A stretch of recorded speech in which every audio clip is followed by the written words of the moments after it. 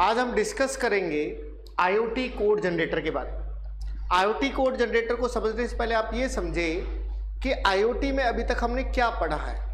IoT में हमने basic पहले पढ़ा कि आईओटी के बारे में बेसिक पढ़ा, फिर आईओटी के बेसिक पढ़ने बाद हमने क्लाउड कंप्यूटिंग से रिलेटेड कई चीज़ें देखी, फिर उसके अलावा हमने बीच में कई फ्रेमवर्क भी देखे, उसके अलावा हमने ओपन सोर्स कंपोनेंट या क्लाइंट सर्वर टेक्नोलॉजी को देखा और उसके बाद नेटवर्किंग से संबंधित कंसेप्ट देखे। लेकिन आपने इस बात को समझा होगा कि ये सारी चीज़ें मिलाकर एक आईओटी को जनरेट करने में मदद कर सकती है।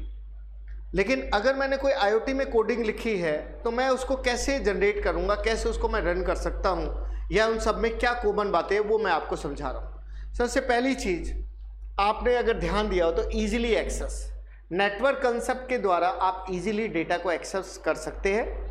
जैसे आपने नेट कॉन्फ़िग और यांग के बारे में पढ़ा था।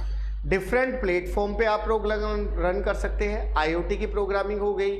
इसके अलावा आपने जो कहते हैं क्लाउड कंप्यूटिंग की प्रोग्रामिंग थी, अपाचे स्टॉर्म था, कहीं पे भी किसी भी प्लेटफॉर्म पे रन हो सकते हैं। डेवलप एप्लीकेशन, किसी भी तरह की एप्लीकेशन डेवलप कर सकते हैं, क्लाउड कंप्यूटिंग की, नेटवर्किंग से रिलेटेड भी।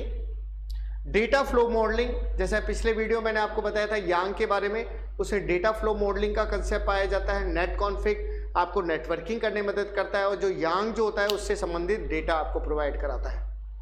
फ्रेमवर्क, आपने देखा हो जितने भी टॉपिक आपने पढ़े हैं, चाहे क्लाउड के हो, चाहे नेटवर्किंग के हो या आईओटी के हो, तो सब में आपने कॉमन चीज़ ये पढ़ी कि उसमें फ्रेमवर्क पाया जाता है। फ्रेमवर्क के बारे में बेसिक मैं आपको कई बार बता चुका हूँ कि उसमें कंपोनेंट्स होती है, क्लासेस होती है, मेथड्स होते हैं, कोडिंग इजीली की जा सकती है, इजीली एक्सेस किया जा सकता है, वो हमारा एक फ्रेमवर्क कहलाता है।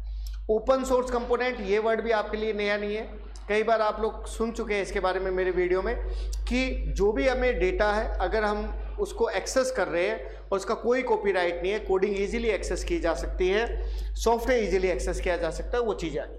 कुछ बेसिक सी बातें आप देखें, कॉस्ट आपकी कम हो जाती है आईओटी का यूज करने से, क्वालिटी आपकी बढ़िया आती है, टाइमिंग आपको कम लगता है, एरर आपकी कम आती है और स्पीड बढ़िया रहती है। फ्रेमवर्क आखिर क्या है?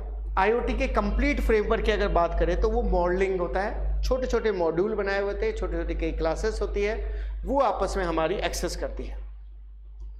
सॉफ्टवेयर का खुद का आर्किटेक्चर भी होता है और इसी तरह से हार्डवेयर, सभी प्रकार के हार्डवेयर को ये सपोर्ट करता है। और इसके अलावा कम्युनिकेशन करने में भी आपको मदद करता है। इसके बाद में अगर मैं कहता हूँ कोड को मुझे जनरेट करना है तो उसके क्या क्या स्टेप्स मुझे यूज करने चाहिए। सबसे पहला जो स्टेप्स है वो है प्रिपेयर का मतलब डेटा को कलेक्ट करना पड़ता है ताकि हम उसका एनालिसिस कर सकें। जो आईओटी की बेसिक चीज़ें आपने पहले सुन रखी है, Meta data, data about data की जानकारी आपको लेनी पड़ती है। फिर आप कन्वर्ट करते हैं, वेरिएबल को आप बनाते हैं, कन्वर्जन का मतलब पोर्ट के बारे में जानकारी डालते हैं, क्योंकि डेटा जब आएगा तो मैसेज इन होगा, मैसेज आउट होगा, कोडिंग के बारे में जानकारी देते हैं, स्टेटस बताते हैं कि कई क्लाइंट है या कंप्यूटर्स जो जुड़े हैं उनकी क्या स्थिति है, और कम्युनिकेशन करने में मदद करते हैं जिनको हम लोग बोल सकते हैं फंक्शन कनेक्शन फेज भी कह सकते हैं। जितने भी हमारे फंक्शन हैं उनको हमारे जोड़ा जाता है, सभी कंपोनेंट को आपस में जोड़ा जाता है। अब आता है लास्ट होता है, हमें उसको लॉन्च करना पड़ता है। और जब भी आप लॉन्च की बात करते हैं तो आप जो भी हमारी कोडिंग है उसका एनालिसिस किया जाता है, इंपोर्ट किया जाता है क्लासेस को और डिज़ाइन किया जाता है। ये तो कंप्लीट था हमारा आईओटी कोड जनरेशन के बारे में। और इससे